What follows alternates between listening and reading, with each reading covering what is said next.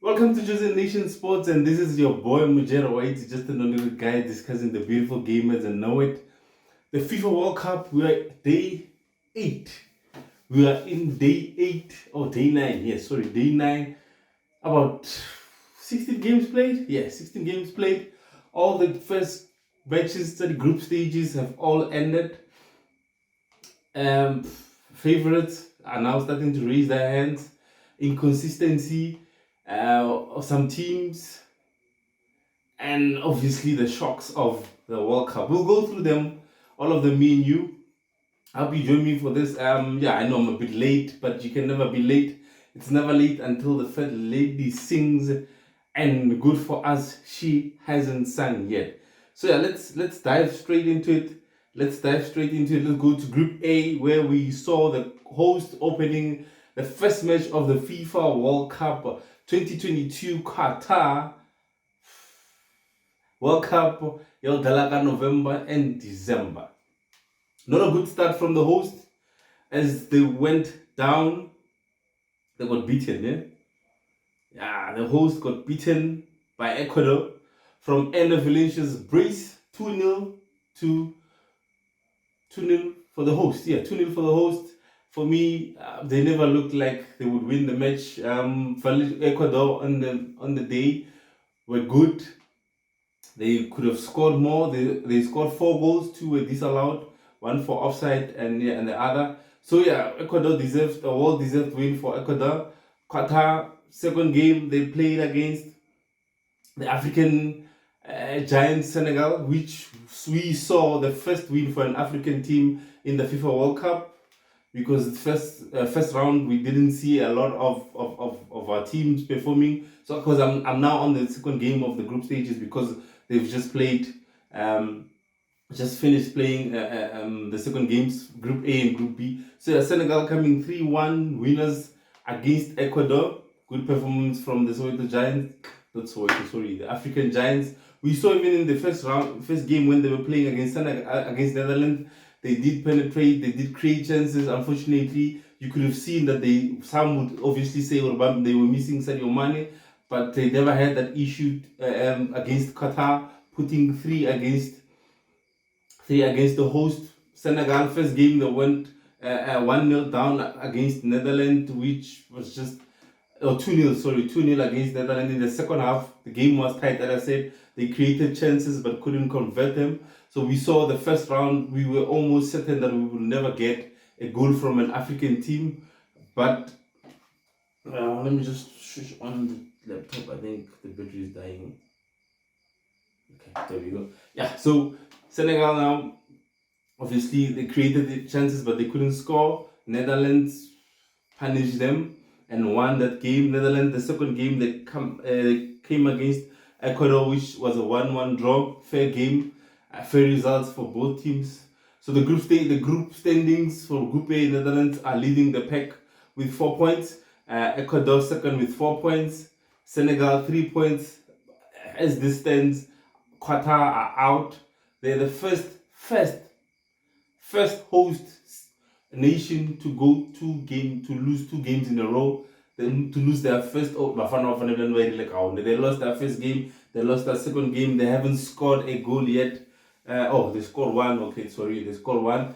But Bafana we did it better. I think we got a draw, a win, and lose. They got 2 losses in their 2 opening games. So for them, it's just to pay for pride and play for the people of Qatar. So yeah, the game is wide open with last games coming next week, which is Ecuador versus Senegal, Netherlands versus Qatar.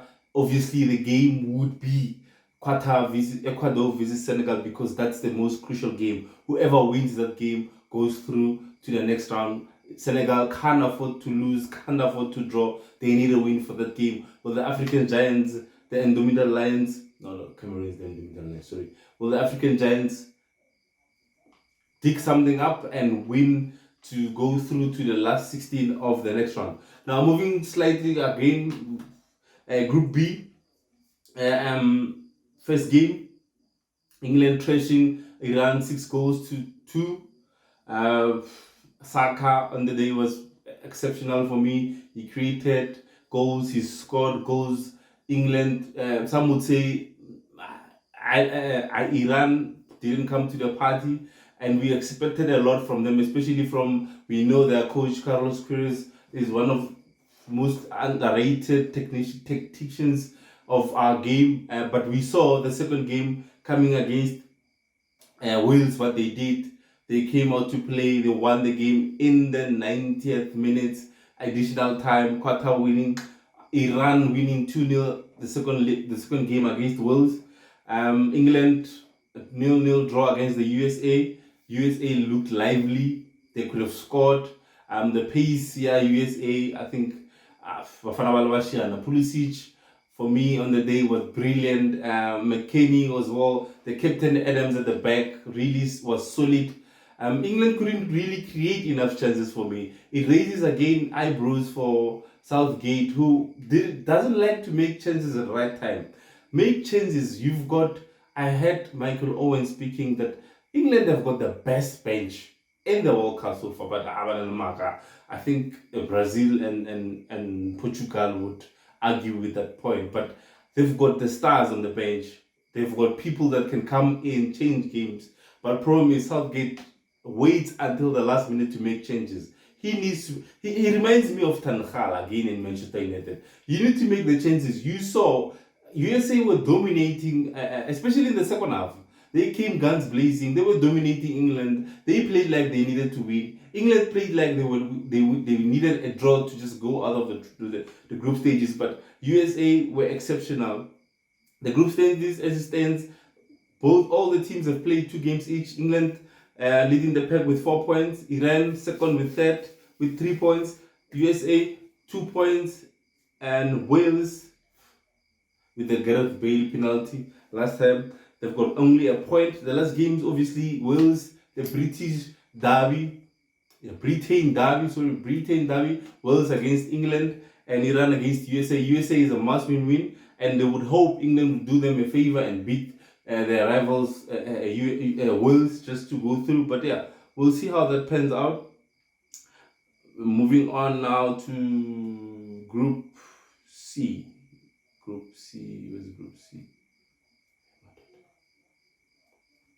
Group C, obviously, consists of Saudi Arabia, Poland, Mexico, Argentina. This is where we first saw the biggest upset of the tournament.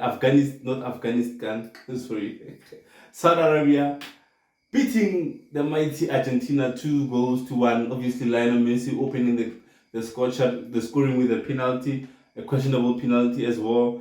But Saudi Arabia came back second half to beat them with a wonderful. The second goal for me was a wonderful strike to win. It deserves a goal to win the game. Argentina needs to go back to the drawing board to see what they can do, because I think they need to pick up their socks. They need to, because they came into the tournament as tournament favorite, but it is not the case. It is not the case. It is not the case for them. That's what I'm saying. They need to come to the party and play. Poland against Mexico. It's a 0-0 draw. The keeper Mexico, I think they put him in the ice just for the World Cup. When the World Cup starts, they defrost him. He comes, he plays, and he performed. Because during the period between World Cups, we don't even see Ochoa. But in the World Cups, he comes in, he makes saves, he saves his team, he saves a penalty from Lewandowski to end his team a draw. So yeah, they're playing again tomorrow or today. Yeah, the video will drop today. So yeah, they're playing later on today. Their second games. So it stands South Arabia are first with 3 points. Poland second with 1. Mexico a point. Argentina doesn't have a point in that game. Group D, my favorite coming to the World Cup. I've said this a lot of times. France showing the masterclass against Australia. Australia scored first, but the defending champions showed their class, coming from a goal behind to win that game. What is it? 3-4. Yeah, 4-1. Winning the game 4-1. Giroud on the score sheet, getting a brace. Mbappe scoring as well. He was exceptional on the day. Giroud for me, a typical number 9 striker in the box, always holding up play. Theo Fernandez for me. Theo Hernandez, because his brother got injured, Luca. He came in. He came in and he made a huge difference. Crosses were flying in the box. Chumani. Is it Chumani? Yes, I wrote this name down. Chumani for me was exceptional as well in the middle of the park. Kenale Rabiot, they played well, they combined well, they created chances for their forwards.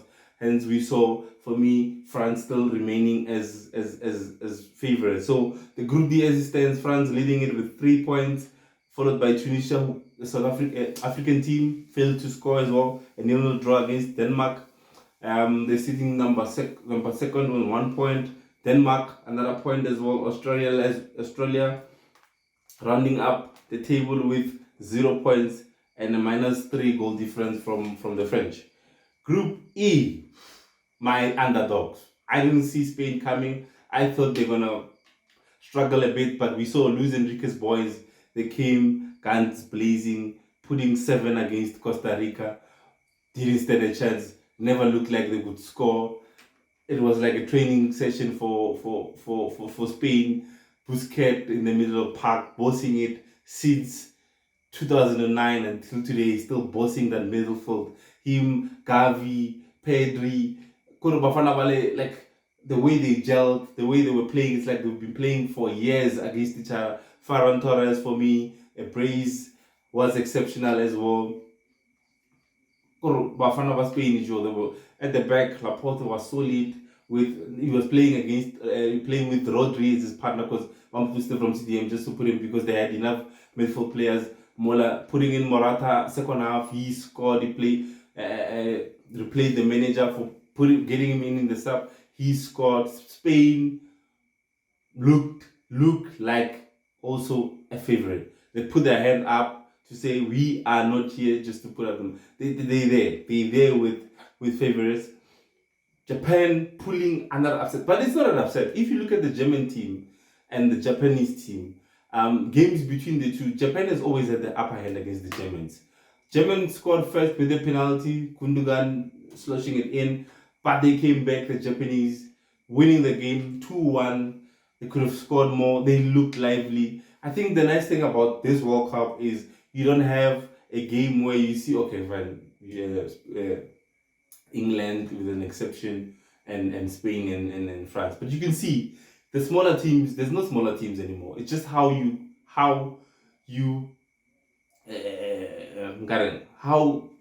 prepare for the team, how you study your opponent, how you set up your team that wins you games. It doesn't matter if you play against a world-class team like France or Argentina or even Brazil, but if you set up your team perfectly, then you stand a good chance of winning. You saw there's videos that went viral when Saudi Arabia beat Argentina. They declared the next day a holiday for them. But you could see in the dressing room, that guy Javier, is it Javier? Yeah, Renat Javier. He used to coach Cote d'Ivoire and Zambia, which he won African champions, AFCON twice with different teams. So you could see he's got quality. You could see his halftime team talk. This is not how we prepared, guys. What are you doing? Are you starstruck? Let's stick to a game plan. And they came back second half. Saudi Arabia started to go back, and they stuck to the game plan, and they won against Argentina. This is what I'm saying. How you set up your team, how you are technically, like, this World Cup is for the underdogs for me. Go, like, set up your team well, then you win. Let me know what you think in the comment section. Do you agree with me when I say this World Cup is for the underdogs? The big teams don't really come to the party. It's just 1 or 2 that really stood up for us in the first round. Going to the Group F, Belgium, Croatia, Morocco, and Canada. Belgium played against Canada. Bafana Canada Lebona just says, I think the teams from South America, is it North or South? The USA, Canada. Bafana Belona speed. Alfonso Davies for me remained the threat for Belgium. Belgium got for me, they got a lucky goal. It was a ball from Vertonghen, a long ball, route one. Batshuayi finished it. Kevin De Bruyne looked. You can agree with me or disagree, but he looked lost in the field. Eden Hazard, for me, I don't know what he was doing in the starting lineup. He hasn't played for his team. Kevin De Bruyne, one of man of the match, and then Muti's post-match interview, he said, "I don't know why I won the man of the match. I didn't do anything to deserve it. Maybe it's because of my name." Because it raises again a few eyebrows, because how can the man of the matches of these games, they've been given to people that really did deserve it. Ronaldo got a man of the match for scoring a penalty, which he was silent for the whole match. Bruno Fernandes, 2 assists. His name was not taken. So I guess it's who you are, then you get that man of the match. Croatia played against Morocco, a 0-0 draw again. Another African team, blank Morocco. Ziyech, we expected more from them. Hakim from PSG. We expected, hopefully, second game they raise the bar. Hopefully, this time, because now second game is wafa for me to do or die matches. You need to get points on the board. You need to start winning, because you don't want to depend on other teams' colors game. So you need to start winning games. You need to win your second game to stand a chance of going through to the next stages. Group G, we saw last 2 days back, Brazil, one of the favorites, showing why they were favorites. Richarlison scoring one of the best goals of the seasons thus far. But for me, Neymar, Naswenya, unfortunately didn't get his goal, he didn't get his assist, but he looked lively. Vinicius Jr., the bench at Brazil, they take out Vinicius, Neymar, Rafinha, Richarlison, Batenta Martinelli, Batenta Anthony, Batenta Gabriel Jesus. The depth. Casemiro in the middle field, boxing it as a boss. We know him from Manchester United, from Real Madrid. He was both in that midfielder. There's a guy, I think it's Pereira. Is it Pereira? Let me just look at him, guys. Yeah. Number 7, he was the number 7 of Brazil. For me, he was exceptional in the middle of the pack. Yanale Casemiro. They were brilliant. I think he was playing a box-to-box player, and Neymar was playing the number 10 role. I was looking at him yesterday. I was like, which team does he play for? Does anyone know which team? Is he in the Brazilian league? Paqueta.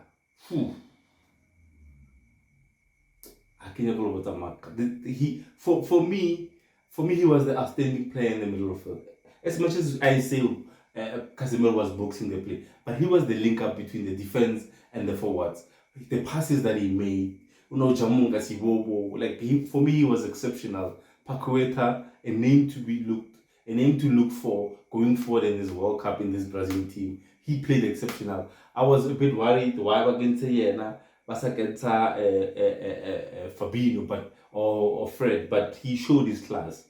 He showed his class on the day, and they were too good for Serbia. And this Serbian team, they're not bad. If you look at them, they on their day, Mitrovic, Dusan Tadic, Vlahovic, Militovic Savic, they good on their day. Unfortunately, they came against which is a Brazil team, which are favorites for this World Cup.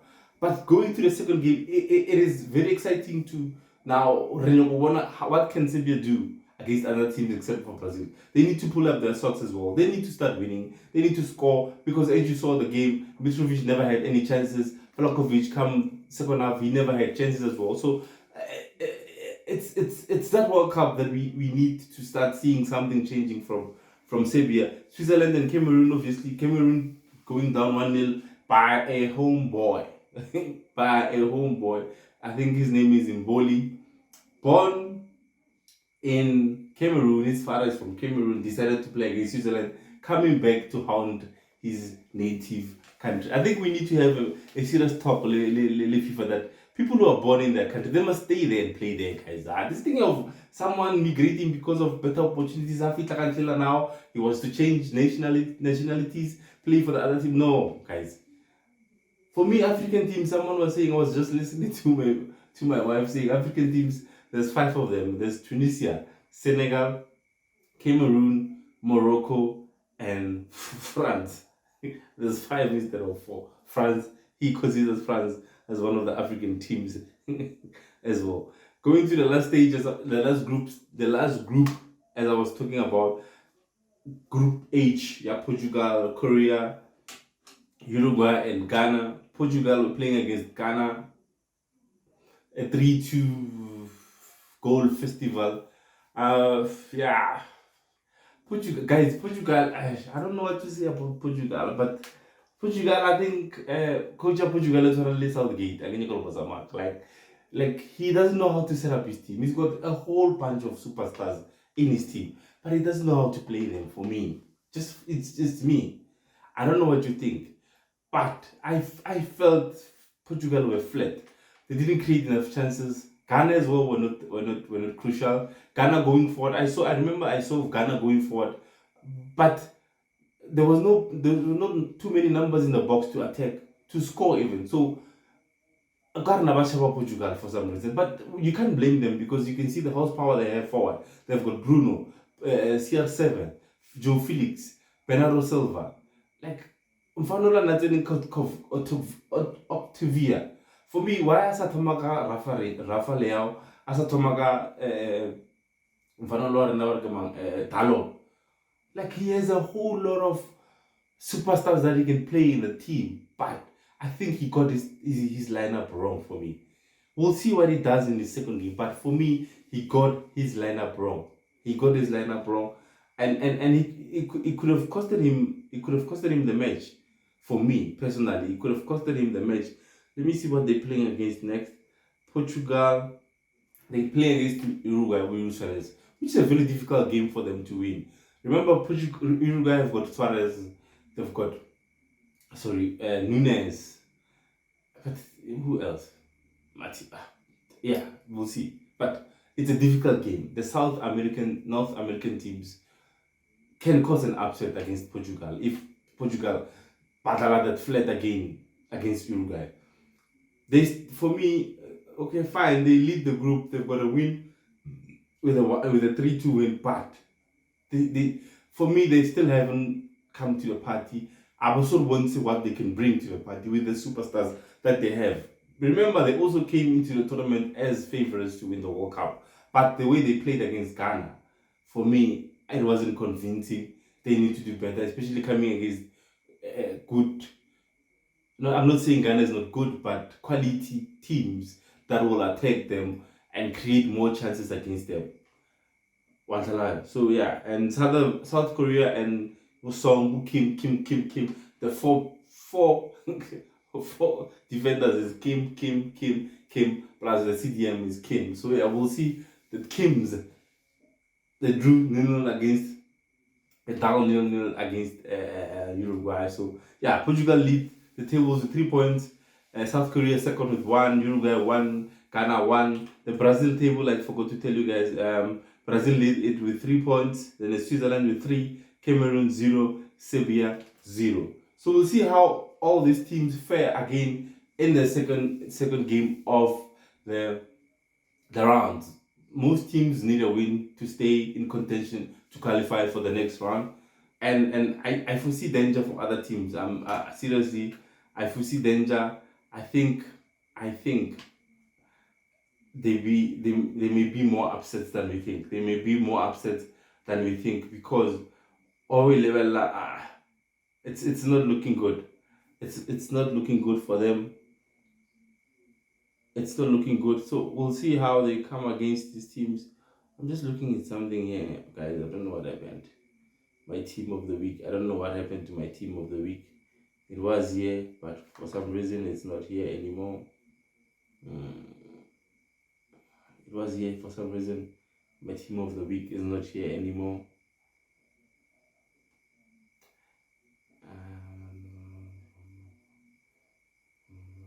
I'm not sure what happened. Okay, but I think I still remember it. Okay, so my team of the match day one. I had goalkeeper Thibaut Courtois saved the penalty, was exceptional, made crucial saves as well. For me, he gets the nod as the goalkeeper. My right back, I didn't have a right back because I felt there was no I want a right back that stood out for me. It's just for me. That didn't stood out for me. So I put Theo Hernandez, and my left back was Luke Shaw. Luke Shaw, first game in England. We're speaking about the first games. He was exceptional. He put in crosses. Luke Shaw, man, he's a different player this season. Only after he lost his place to Malaysia, then coming back, he came back, he improved drastically, and he carried his form to this England team. He put in crucial crosses in the first game, made an assist as well. My two centre backs were who are my two centre backs? Oh, Thiago Silva from Brazil. 37-year-old playing like a 25-year-old. Thiago Silva, they say class is permanent, form is temporary. For me, it's one of those, even Sergio Ramos, when they left him for Spain, I was a bit worried, I was a bit shocked, because he had been on form for PSG. They haven't considered a lot of goals since he came back from injury. So I was a bit worried why Luis Enrique would leave him, because you can see World Cup, most players battle their last World Cup. We've got 38-year-old, 36-year-old, 39-year-old, 40-year-olds playing in this World Cup. So age was not really a factor in him bringing Ramos, but you would obviously argue that he's saying he's building for the future, but you need a bit of experience to guide the team. And his partner was, is it Vertonghen? Yeah, I think his partner was Vertonghen, obviously solid. And I'll give him the nod because of the assist that he made to Batshuayi for me. Those are my back five. Have your say. What's your say in the comment section? Remember, obviously, guys, let's support the page. Remember, this is the channel for you, by the people, for the people. So yeah, those are my back four: Courtois, Luka Hernandez, Luke Shaw, Vertonghen, and Thiago Silva. Now coming Mumpeng Yalabala in the middle of the park. My boss, CDM, I put in Casemiro. Exceptional for Brazil, was a boss in the midfield, could have had a goal. He killed the ball. Yeah, the back of Moody, not the back, on top of the Palazilla, could have been a beautiful goal for Casemiro as well. He has that in the arsenal. He can score goals, he can create goals, he can do diagonal passes, short passes. Casemiro is a boss, guys. I placed him with Rabiot, first match, the higher France, was exceptional, obviously. He scored a goal, the equalizer, he created a goal to give them the lead. Afar, Giroud at the play and the platter. And for me, the last one would be Gavi, the youngest player to score in the World Cup, 18 years of age. Just won the Golden Boot, just won like the Young Talent of the Year. Came into that Spain team, balls the midfield, created chances for his forward. He was exceptional for me, Gavi. So midfield, Casemiro, Rabiot, and Gavi. Now going to my forwards, obviously I'm playing 4-3-3. So going to my forwards, left wing would be England Saka. First game he created chances, he scored. He carried his form to the national team from Arsenal. Now you can see the quality that he has. Hence, he's one of the first names on Southgate's starting 11 England. And I had on the right, I've got Neymar for me, which is it was a very difficult selection for me. I could have had Neymar, I could have had Davies. Like I had a lot of chances, but I put Neymar there because he created a lot of chances for his team. And the goal, Vinicius, it was him. Nelly Magic were high, dribbling the defense, making space for other teammates are high. Vinicius just to shoot, and then obviously the second ball, Richarlison finished it. And my striker up front would be Giroud. A lot of people would be saying, why not Richarlison? For me, why not Richarlison? Because if you look at that game, Richarlison in the first half was non-existent. Even in the second half, besides the goals, he didn't do anything for me. He just scored. Giroud, as I said, hold up play. He tried a bicycle kick. He wouldn't say it's 37. He helped his team to win. He's been consistent. The oldest player to win, to score in the World Cup. Obviously, equaling the all-time goal record. Yeah. Oh, sorry. No. It's not Neymar. It's Mbappe. Sorry. Yes. It's Mbappe. That's what I'm saying. It was very confusing for me to who to put in there. But because Mbappe got his goal, got an assist. Second half, Natsuena Lena created goals, but he missed a sitter. He missed a sitter. He tried to be clever. He tried to be cheeky, and he missed a sitter. He could have got 2 goals. Mbappe. He could have scored 2 goals. He was cheeky. He side-footed that ball into the net, one-on-one with the keeper, open net. It was supposed to be a goal. He got cheeky. He wanted to do a spectacular goal. For what reason? I don't know. Giroud, my number 9, equaling Terry Henry's record as well, 51, if I'm not mistaken, international goals. Yeah, so those are my best 11 of match day 1. Have your say. Give me yours in the comment section. Let me see what you think. Are you agree with me? Are you not agree with me? And I'll see you again for next time when we do group. The next game is Group C and Group D. They're playing again. They're playing tomorrow. The first game. Let me just look. First game: Tunisia against Australia and Poland against South Arabia. So yeah, until we meet again, remember, prevention is better than cure. Don't risk it unless it's worth it. It's your boy Jerry. I'm out.